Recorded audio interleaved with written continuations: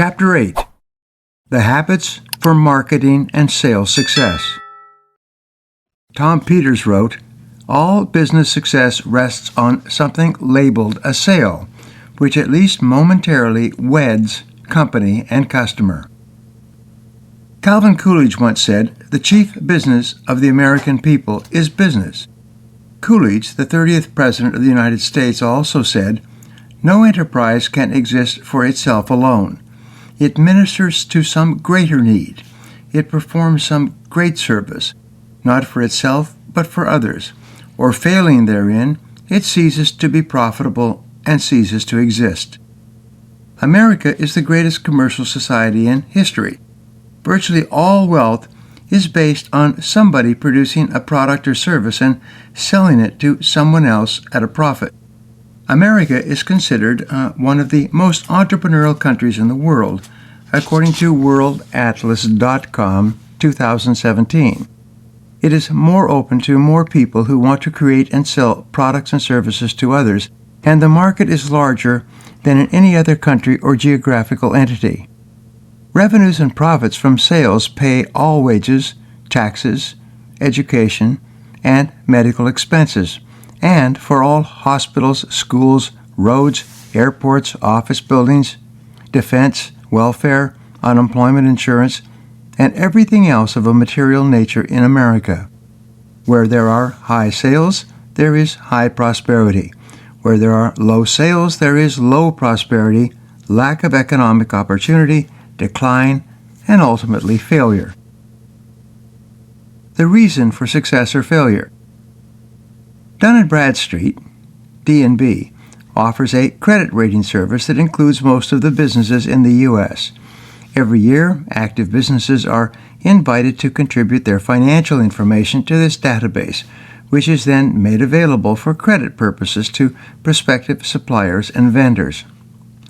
Every year, many thousands of companies close down, merge, or go bankrupt, and each year, D&B conducts a study to determine the major factors leading to business failure in that 12-month period. Over the years, the reasons for business failure have included high interest costs, changes in technology, poor management, and undercapitalization. Often, it is high inventory relative to sales or too much debt. Not long ago, D&B took all the statistics they had generated on failing companies over the years and ran them through a supercomputer. This program sorted out all the variables and distilled business success and failure into a simple conclusion. Businesses succeed because of high sales. Businesses fail because of low sales. All else is commentary. The rule is, nothing happens until a sale takes place, until someone sells something to someone. Businesses succeed because they make sufficient sales and generate sufficient profitability to survive and grow in the current marketplace. Businesses fail because of declining sales and revenues, which ultimately lead to the collapse of the enterprise. The most important number. The single most important number in the operation of any business is cash flow.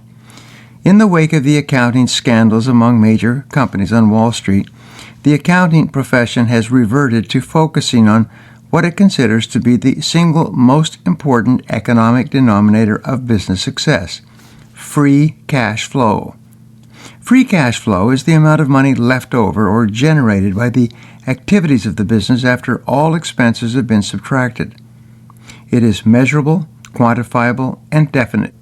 It is there in the bank to be accounted for and spent by the business.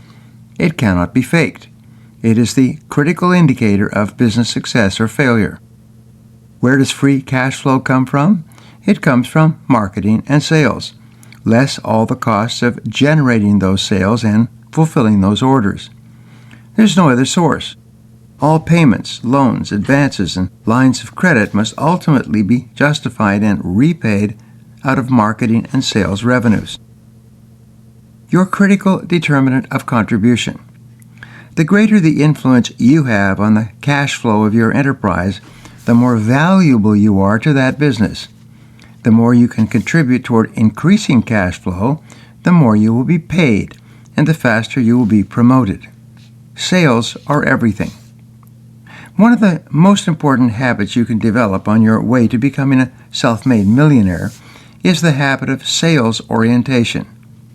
All successful entrepreneurs and business people are intensely customer and sales focused. They think about their customers and how to serve them better all the time. They have what Tom Peters calls an obsession with customer service. They think continually about how to make more sales to more and better customers. They are fixated on getting and keeping customers, on making more and better sales, and on developing larger and more profitable markets.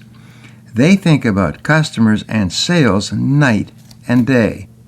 This is the critical habit you must develop to become a self-made millionaire as an entrepreneur or as a key person in any business.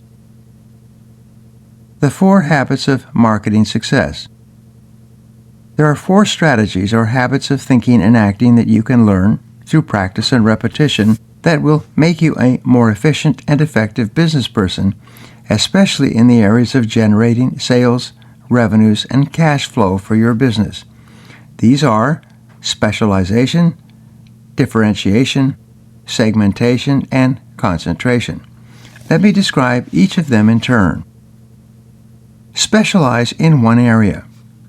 Developing the habit of specialization requires that you decide the area in which you are going to specialize to compete and win in the current market. Individuals and organizations that specialize are far more effective in creating and keeping customers than companies that generalize or try to offer too many products and services to too many customers and markets in too many ways at too many price points. You can specialize in one of 3 main areas: products or services, customers, or markets. You specialize in a particular product or service when you decide that you are going to focus all your energies on producing and selling a specific product or service that achieves a certain goal for your customers. For example, if you specialize in fast food, you only produce foods that can be picked up and consumed on the premises or immediately thereafter. You do not offer any product or service that doesn't fall into this category. If you specialize in automotive transportation, you do not manufacture tractors, photocopiers, or refrigerators. And even though your plants or factories could be adapted to produce those products over time, you make automobiles. Just as the pellets of a shotgun shell will spread soon after emerging from the barrel, there's a natural tendency in business and personal life toward diffusion of effort.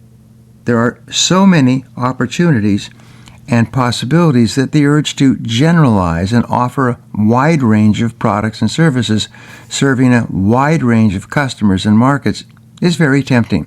But successful individuals and organizations resist the temptation to spread their efforts and instead dedicate themselves to specializing in a particular area where they can achieve market dominance. You must do the same. Be different from all the rest. The second habit for marketing success, and perhaps the most important, is the habit of differentiating your product or service from that of all other competitors. Customers buy only what they consider to be the best as it relates to their specific needs at the moment. Sometimes the best is speedy delivery. Sometimes it is the long-term durability of a product. Sometimes it is convenience or low price. You must decide where and how you're going to differentiate yourself from your competitors. This is called your area of competitive advantage, or your area of excellence. It describes what you offer to your customers that makes your product or service superior to anything else available. How clear you are about your competitive advantage largely determines the effectiveness of all your sales and marketing efforts. Without a clear competitive advantage, it's impossible for you to survive and thrive in a tough market. As Jack Welch, former CEO of General Electric, once said, "If you don't have a competitive advantage, don't compete." Ask yourself, what is my competitive advantage today? What makes your product or service superior to that of any of your competitors? It may be something as simple as the location of your business. It may be something less tangible, such as the personalities of the key people who sell and deliver your product or service. Many entrepreneurial businesses are started and become successful because of the personality and character of a single individual whom customers prefer to deal with rather than with anyone else in that same field.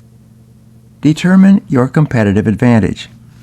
You should be able to write down your area of competitive advantage on the back of a business card. Once defined, it becomes the core message you convey in all your advertising and sales. Everyone in your company must know with absolute clarity why and how what you offer is superior to your competitors in a particular way. Everyone must know why customers should buy your product or service rather than any similar product or service available. The determination of this area of excellence, the development of this competitive advantage, is the fundamental key to business success. What is your competitive advantage today? What will it be in 3 to 5 years from now? What should it be? What could it be? What are the trends in your business? What will you have to be doing 3 to 5 years from now to survive and thrive in the marketplace of the future? Your ability to think ahead and answer these questions, and then to take whatever steps are necessary today to be sure you have the competitive advantage you need in the future, is essential to your long-term success. What should you absolutely be excellent at doing for your customer? Looking around at your marketplace today and at the reasons why people do not buy from you, or even worse, buy from your competitors, what competitive advantage do you need to develop if you want to lead your field? What could your competitive advantage be? If you were to reorganize your business, change your product or service offerings, or change your market or methods of sales, marketing, manufacturing, or distribution, what could your competitive advantage be in the future? What steps could or should you take today to ensure that your products and services are clearly superior to those of your competitors in the future? The habit of asking and answering these questions is the core responsibility of the entrepreneur or executive. Developing a meaningful competitive advantage is the key to success and the primary reason for high sales and profitability in any business, large or small. Determine your best potential customers. The third habit of marketing is the habit of segmentation. Many people might be able to buy what you sell, but they are not all prospective customers for you and your business. Your ability to analyze your market and create a profile of the exact type of customer who can most benefit from the product or service you specialize in and who can best appreciate what your product or service does better is the key to marketing success. In any market, there is a profile of potential buyers who are high probability customers. These are people who very much value what you do so well. These prospects are more willing than most to buy from you. They're willing to pay you more money for your product or service because they value your offering more than those of your competitors. They will pay faster and more dependably than other prospects. Your ability to identify this ideal customer is the key to focusing your marketing and sales efforts and activities. Focus and concentrate your sales efforts. The fourth habit for marketing success is the habit of concentration. Your ability to concentrate in general is essential for achieving success in any activity. Your ability to concentrate in a particular area and to focus all your marketing and sales efforts and energies on those specific customers you have identified as most likely to benefit from what you sell is the key to maximizing your sales, revenue, and profits. Develop the habit of thinking like a marketing genius. Ask yourself questions such as, in what areas do we specialize? In what areas are we superior to our competitors in our area of specialization? Who are the most desirable and attractive market segments for what we do better than anyone else? How can we organize ourselves to concentrate all our resources on selling more to those customers who most appreciate what we can do for them better than our competitors? Your ability to ask and answer these questions accurately can transform your business results. The 7P formula. Once you have developed your marketing strategy, there is a 7P formula that you should use to continually evaluate and reevaluate your business activities. These 7 ingredients are product, price, promotion, place, packaging, positioning, and people. As products, markets, customers, and needs change rapidly, you must continually revisit these 7 Ps to make sure that you are on track at achieving the maximum results possible for you in today's marketplace. Number 1, product.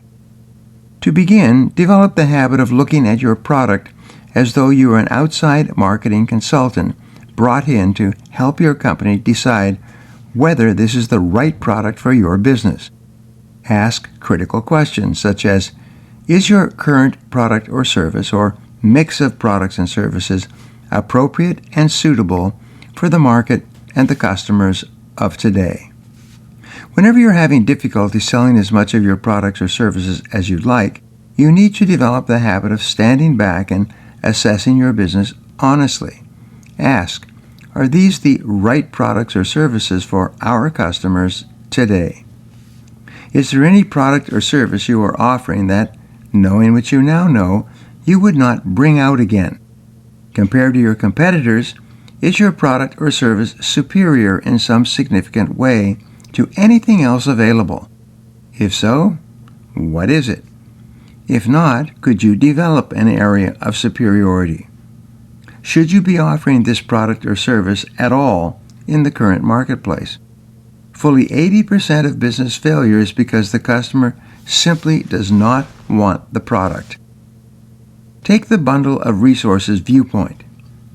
Develop the habit of looking upon your business as a bundle of resources. At one time, your business did not exist. When it began, you brought together a variety of resources in the form of people, money, facilities, and so on to produce a product or service to sell in the market that existed at that time.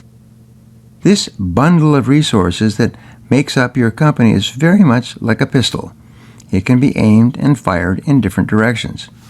The bundle can also be combined and recombined to produce new products or services as the market changes. Resist the temptation to become rigid about the products or services you sell. Be flexible and open to the possibility or necessity of offering something completely new or different. See your business as a bundle of resources that can create and offer a wide range of products or services that customers want, need, and are willing to pay for. 2. Prices. The second P in the formula has to do with price. Develop the habit of continually examining and re-examining the prices of the products and services you sell to make sure these prices are still appropriate to the realities of the current market. Sometimes you will need to lower your prices. At other times, it may be appropriate to raise them. Many companies have found that the profitability of certain products or services does not justify the amount of effort or resources that go into producing them. By raising their prices, they may lose a percentage of their customers, but the remaining percentage generates a larger profit on every sale. Could this be appropriate for you? Sometimes you need to change your terms and conditions of sale. Sometimes by spreading your price over a series of months or years, you can sell far more than you do today, and the interest you can charge on the amount you carry will more than make up for the delay in cash receipts. Sometimes you can combine products and services together with special offers and promotions. Sometimes you can include free additional items that cost you very little to produce, but make your prices appear far more attractive to your customers.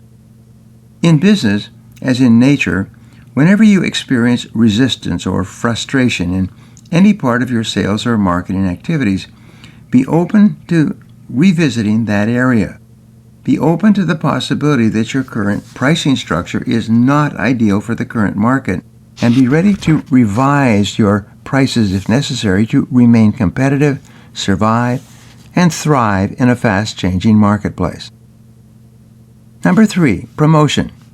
The third P involves the habit of thinking in terms of promotion all the time.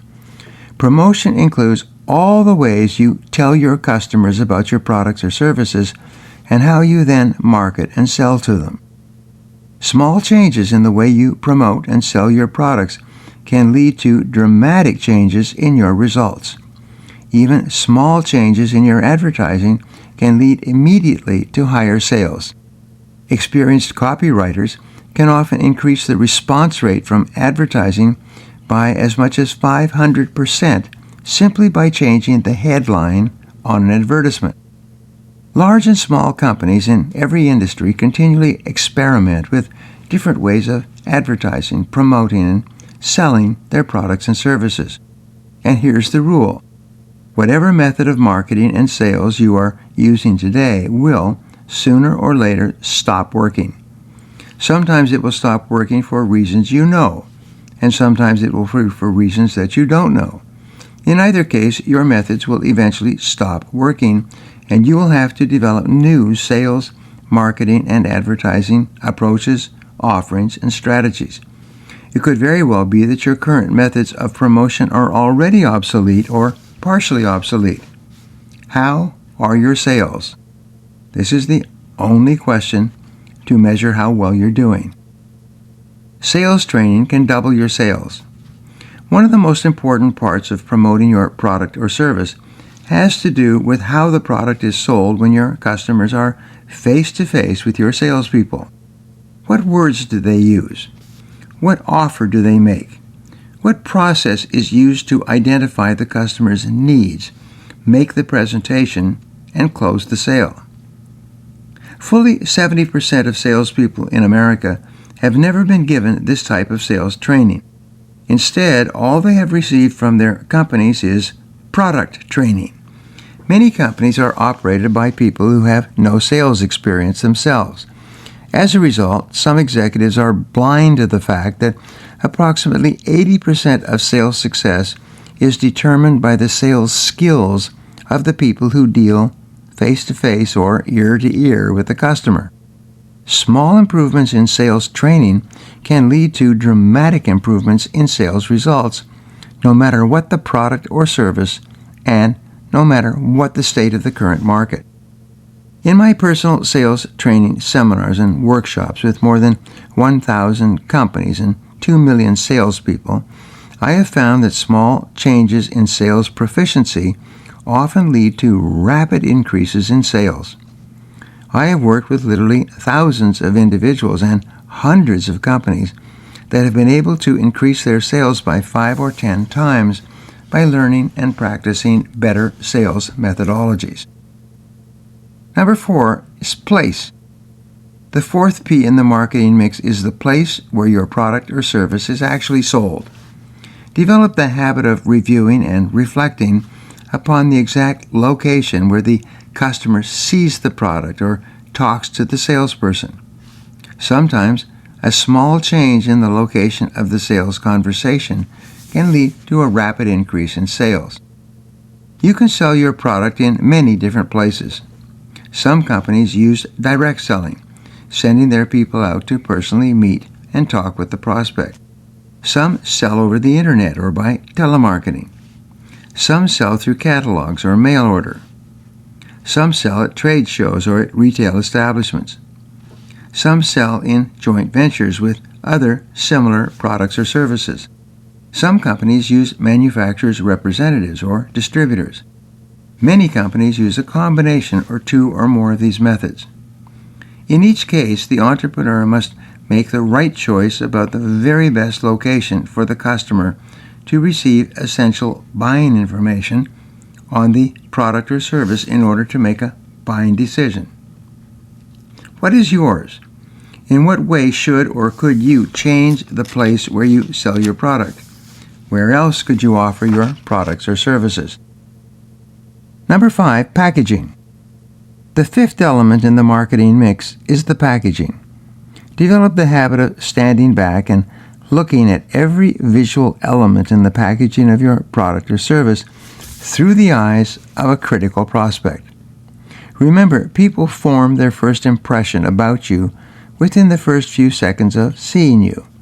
The same goes for your product or some element of your company. Small improvements in the packaging or external appearance of your product or service can often lead to completely different reactions from your customers. With regard to the appearance of your company, your product, or your service, you should think in terms of everything that the customer sees from the first moment of contact with your company all the way through the purchasing process. Packaging refers to the way your product or service appears from the outside, but it also refers to your people and how they dress and groom.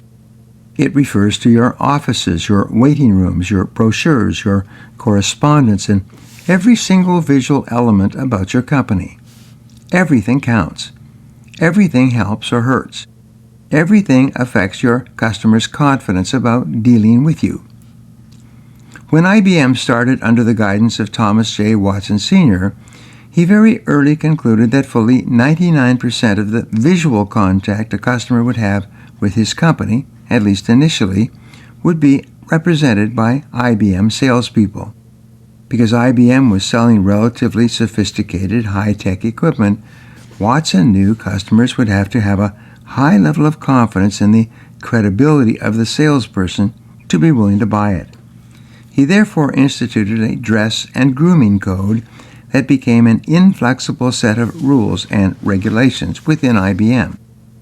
Every salesperson was required to look like a professional in every respect. Every element of their clothing, including dark suits and ties, white shirts, conservative hairstyles, shine shoes, clean fingernails, and every other feature exuded a message of professionalism and competence. One of the highest compliments a person could receive was, "You look like someone from IBM."